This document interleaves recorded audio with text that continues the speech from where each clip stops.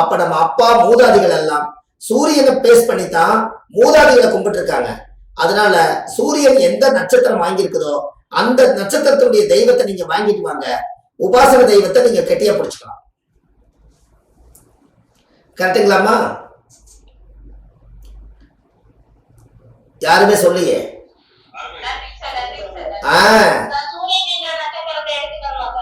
நல்லா பாத்துங்க அம்மா. அஞ்சாம் பாவம் குலதெய்வமா? அம்மா நல்லா பாருங்க. நீங்க நல்லா பாருங்க. அப்பா உங்களுக்கு குரு திசை 16 வருஷம் எப்படி வந்தது?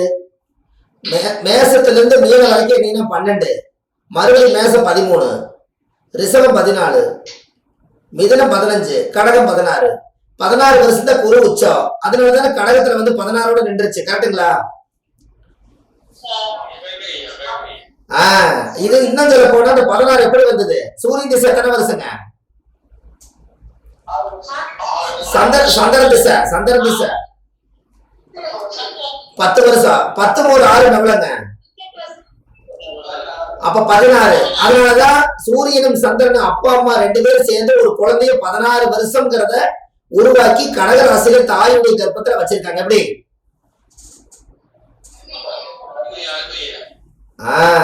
எல்லாமே அந்த காலத்துல முன்னோர்களுடைய கால்குலேஷன் தான். அப்படியே நீங்க கீழே வாங்க. கடகம் 16, சிம்மம் 17, கன்னி 18, துலாம் 19. அங்க 19ன்னா சனி திசை எத்தனை வருஷம்? அப்ப என்ன கிரக துலாத்துல என்ன கிரக உச்சம்? அப்ப 19 வருஷம் சரியா போச்சுங்களா? இத்தனை நாள் உங்களுக்கு இது கொஞ்சம் குழப்பமா இருந்தது. இப்ப கிளியர் ஆயிடுச்சுங்களாமா? அதாவது சூரிய திசை எத்தனை வருஷம்?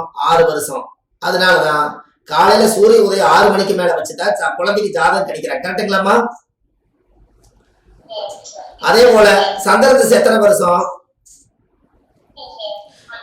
10 வருஷம். அதனாலதான் ஒரு தாயாருக்கு குழந்தை ஒரு 10 மாசம் ஆகுது. கரெக்டுங்களா?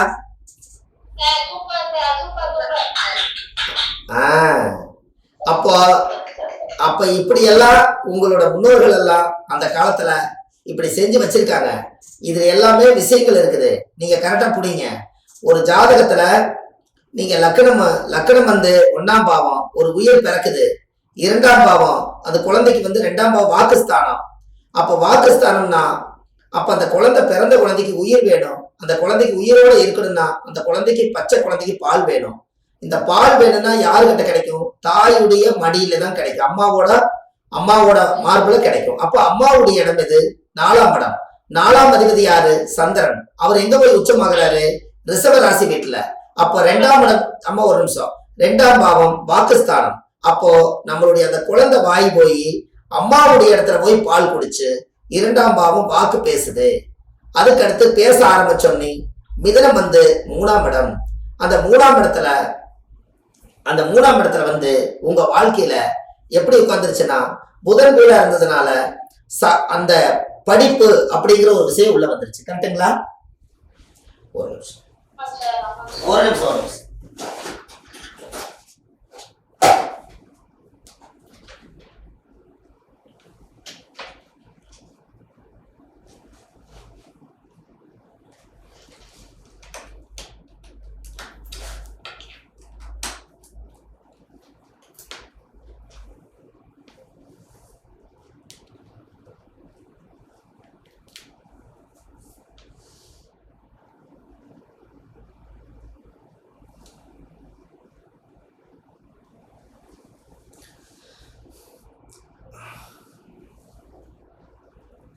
அம்மா உங்களுக்கு தெரியுதா? அம்மா உங்களுக்கு தெரியுதுங்களா?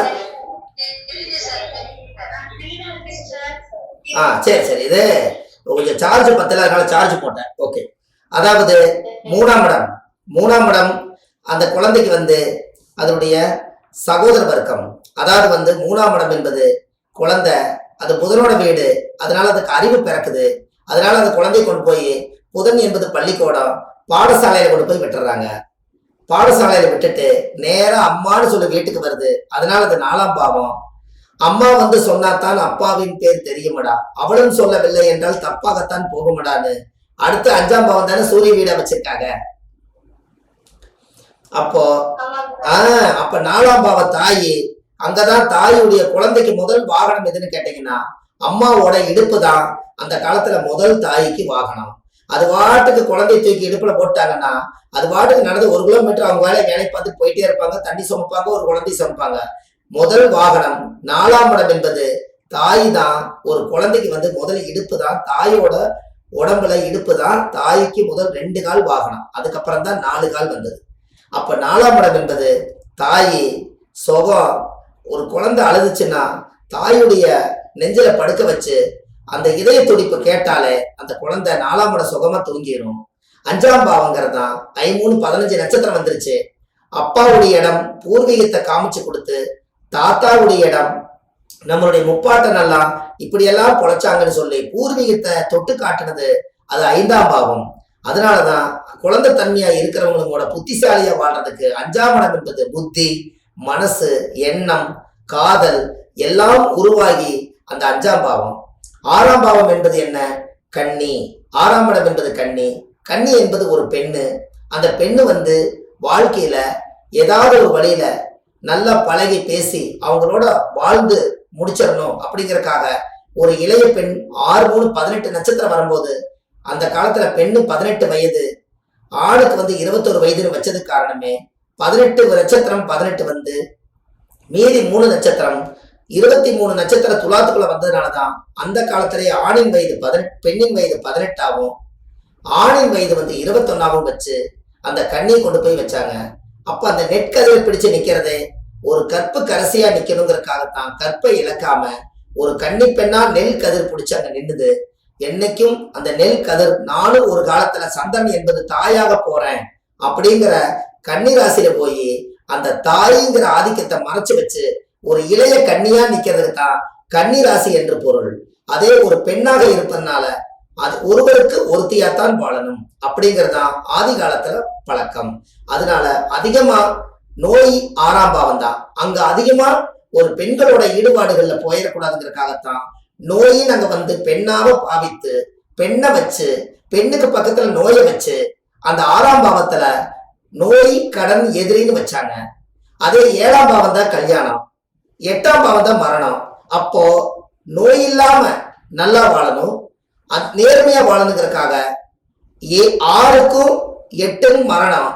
இந்த 6ஆம் பாவம் நோயும் உனக்கு வரக்கூடாது, 8ஆம் பாவம் மரணம் வரக்கூடாது அப்படின்னு சொல்லி நீ நேர்மையா வாழணும், அங்கீகாரமா வாழணுங்கிறதுக்காகத்தான் சென்ட்ரல்ல துலா ராசி வச்சாங்க. எப்படி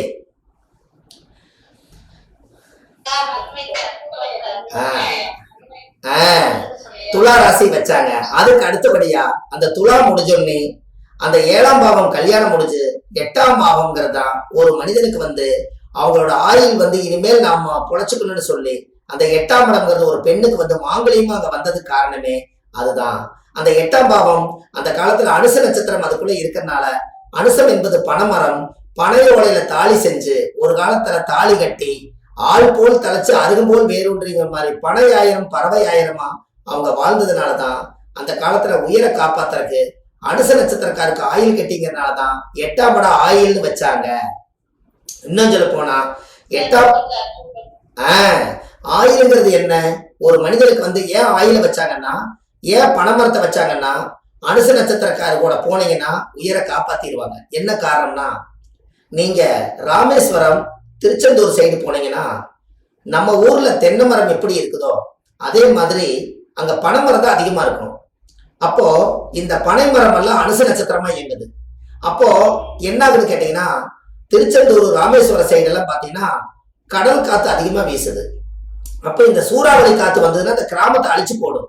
அப்ப இந்த பனைமரத்தை எல்லாம் லைனா வச்சுட்டாங்கன்னா இந்த சூறாவளி காத்து கண்ணுக்கு தெரியாம வரக்கூடிய காத்து இந்த பனை ஓலையில ஈக்கியா இருக்கிற ஊசியா இருக்கிறத போய் அது மோதி அந்த காத்தை தடுத்து சின்ன ஒரு குளிர் மட்டும் அடிக்கிற அளவுக்கு போயிடும். அப்போ அனுசர் தான் உயிரை காப்பாத்துது. எப்படி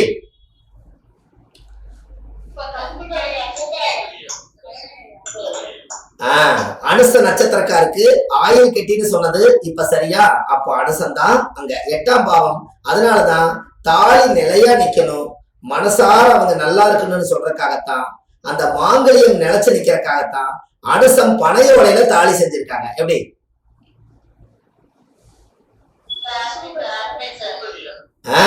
அடுத்தது 9ஆம் பாவம் என்பது என்னன்னா, இவருக்கு 6ஆம் பாவம் கன்னி பார்த்தாச்சு, அதுக்கப்புறம் கன்னி கழிஞ்சு 7ஆம் பாவம் கல்யாணம் மூச்சாச்சு, 8ஆம் பாவம் மாங்கலியம் ஏத்தியாச்சு, 8ஆம் இடம் ஆயுளுக்கு பாதுகாப்பு வந்தாச்சு. இனி 9ஆம் இடம் என்பது இவங்க ஒரு ஜெனரேஷன் உருவாக்கி 2 பேரும் கணவன் மனைவி சேர்ந்து ஒரு குழந்தையை பெத்தாச்சுன்னா அப்பாங்கிற அங்கீகாரம் வந்ததுனாலதான் காலச்சக்கரத்துக்கு 9ஆம் இடம் அப்பா ஸ்தானம் வந்திருக்குது. எப்படி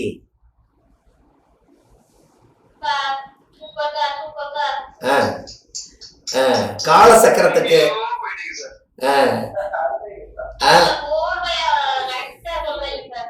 ரொம்ப சந்தோஷம். காலச்சக்கரத்துக்கு அது 9ஆம் பாவம்.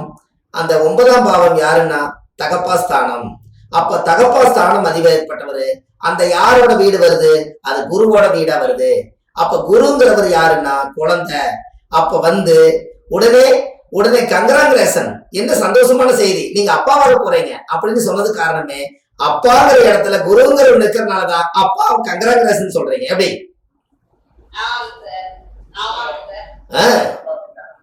சார் ஒரு சஸ்பென்ஸ், கங்கராங்குலேஷன், நீங்க அப்பாவாக போறீங்க எந்த இடத்துல சொல்றீங்க? அப்பாங்கிறது தனுசு வீடு குரு வீடா இருக்கிறதுனால குருங்கிற குழந்தை அங்கீகாரமானதுனால அந்த வீடு அப்பாவா மாறிக்கிறார் அவரு சூரியனா. எப்படி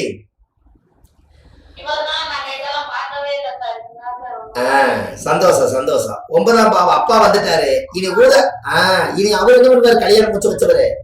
நீ அப்பாவாக போயிட்ட, இனிமே நீ ஊதாரித்தனமா இருக்கக்கூடாது, இனி போய் தொழிலுக்கு போய் பொண்டாட்டி உடையெல்லாம் காப்பாத்தி நீ போய் உடம்ப வளைச்சு பாடுபட்டினாதான் உன்ற குடும்பத்தை காப்பாற்ற முடியும்னு சொல்லி இனி போய் தொழிலுக்கு போன்னு சொன்னதுனாலதான் 9ஆம் பாவம் தனுசு, 10ஆம் பாவம் தான் தொழில்.